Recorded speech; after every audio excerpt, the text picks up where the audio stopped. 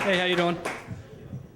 So, for keep an explanation short, I went to a military academy for school. And when you get sick at a military academy, it's a lot like our previous storyteller who got sick in Yugoslavia. You all sit in a hall, lined up, but there is no bypassing the line. Well, anyway, I played rugby when I was in college. And as most of you might know, rugby's pretty physical. Do a lot of touching, it's a lot of sweat, sometimes there's a lot of blood. So, this is a Wednesday, I'm in my second year of college. I think I've got the hang of things. All of a sudden, it feels like there's a grain of sand in my eye. And so looking around in the mirror, I don't see anything, and I'm crying, which isn't a good look at a military academy either. You get picked on a little bit. And, but my gosh, this is the worst pain that I've ever experienced.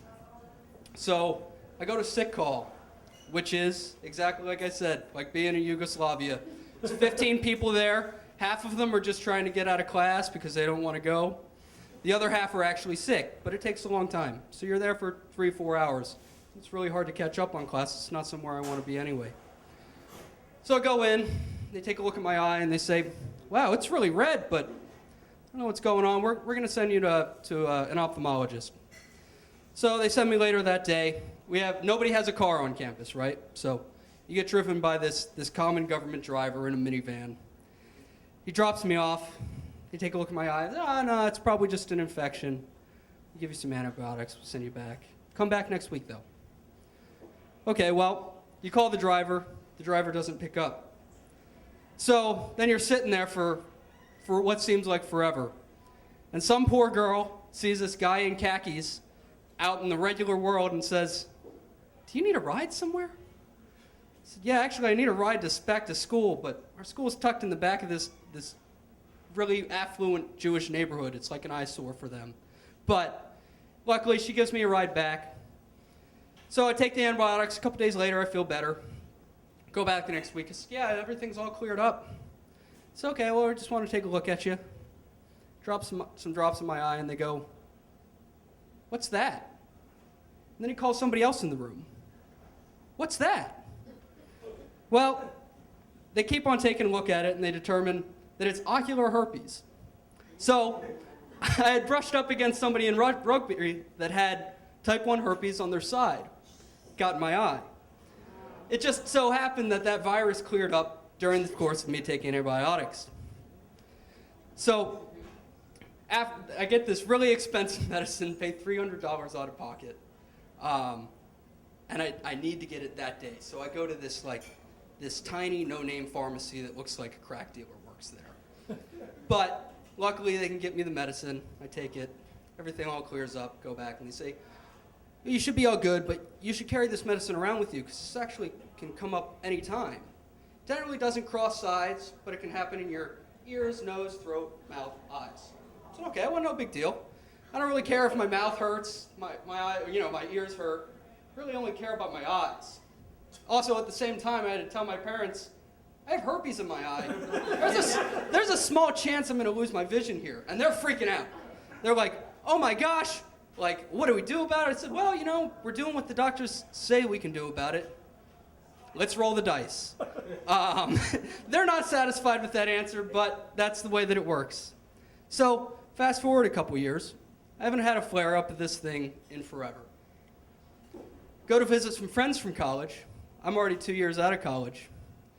Get off the plane from Denver, meet up with them, grab my bags, go to shake their hand, go to smile at them, realize that half my face isn't moving. Go, stop smiling, stop smiling. This is looking weird. Give them a hug, say hello, go to the bathroom.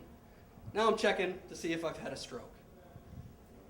Checking my eyes dilate. Can I move everything over here?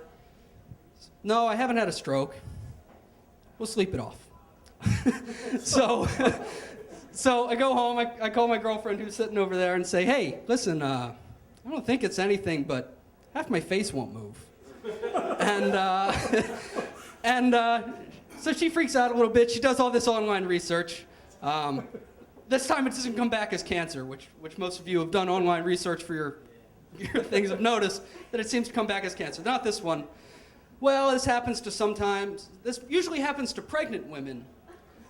But it can happen to anybody. Sometimes it goes away in a couple hours. So, okay, well, driving 2 days later, we're going up to the ski resort outside Denver. Call my brother and say, hey, listen, he's a medical student at the time. Say, hey, listen, half my face won't move. And I don't really know what to say about it. My friends have caught on by this point. And worse yet, I'm winking at everybody. So I call him and say, hey, listen, we're going skiing. We're going to be up in the mountains. What do you think I should do? He says, well, it's probably that herpes thing you had a few years ago. So what do you mean? That's ears, nose, throat, mouth, eye, and eyes. Yeah, well, apparently it can come up in a nerve that's between your mouth and your ear, inflame and paralyze that whole side of your face. There's about a 20% chance that side of your face isn't going to move again. Jeez, okay. Well, I'm going to go skiing for 2 days. I'll get it taken get it looked at for when I get back. Like, well, as soon as you can, you should get it looked at. So I go to an urgent care place when we get back down from the mountains. Realize also, usually when your muscles get cold, they don't move as well either. So every time that I'm going down the ski hill, half my face won't move. I can't even close my mouth. So anyway, I go to an urgent care place. The first urgent care place says, oh my God, you've had a stroke. We're going to send you to the hospital. We're going to call an ambulance right now. I said, listen, it's been 48 hours. If I've had a stroke, there's nothing you can do for me. Well, we got a triage. Well, there is no triage. I've been here. I'm not dead. There's nothing you can do. So I said, screw you guys. You can call the ambulance, but nobody's going to be here when they get here. I'm walking down the street to the next urgent care. So the next urgent care, I go in and say, can I talk to your doctor before I submit any paperwork? Yeah, I guess so. So talk to the doctor and say, hey, listen, this has been going on for a couple days. Half my face won't move. I had herpes a couple years ago in my eye. We're pretty sure that it's this inflamed nerve. Okay, fine. Well, what do you want to do about it? Well, I've heard that steroids and some antivirals are the best thing. Now, we're beyond 48 hours. Antivirals aren't that good, but they're going to give them to me anyway. So she gives me all that. Slowly, my face starts to return to normal. But it takes 4 weeks. Now, I go back to work. I work on ships for a living. I have to hide this from everybody, or try to hide it from everybody. And somehow nobody notices that half my face doesn't really work that well. This shows you the real level of social interaction that happens on ships. But luckily I cleared up, and as you can see, I can blink now. So there's no real moral to the story except roll the dice and hope it comes out well.